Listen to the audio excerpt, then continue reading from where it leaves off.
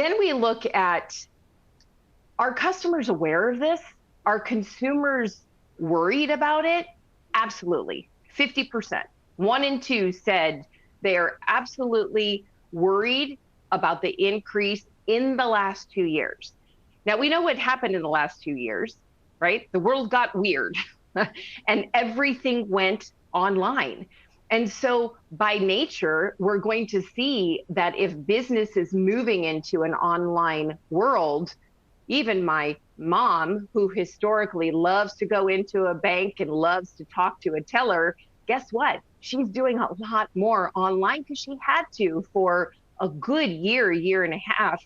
And so she's much more aware of what's happening. 50%, that's a lot of people. So fraud victims, you really risk more than money. 30% of the people that we talked about were victims of fraud in the past 3 years.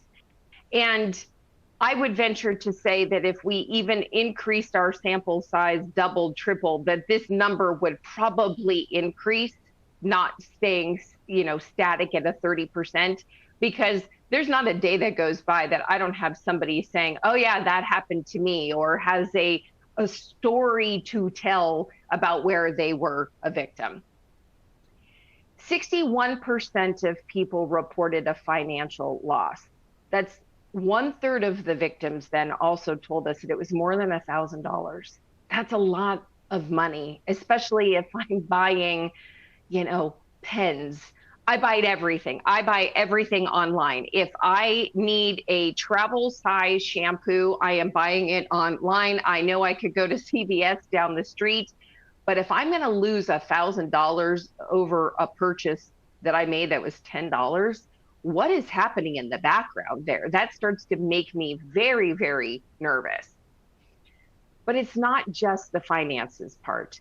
40% say that they had mental health concerns that happened. 44% saying that this had a negative impact on them. I had a situation with my son, I've told this story plenty of times, is he was using an app and there were no questions along the way. And he had his iPad, mind you, he was about 7 at the time. He's got a daddy house. He took the iPad to the daddy house. It's tied to my characteristics, my intelligence around my credit card, my IP address. That boy racked up thousands of dollars in an in-app purchase. That to me was something that I believe the brand should have been responsible for, should have said, I don't know, this seems interesting. Does Christy usually do in-game purchases on Clash of Clans? I don't know. That actually wasn't Clash of Clans. I'm not naming who it was. They're out of business now. I don't think it was me.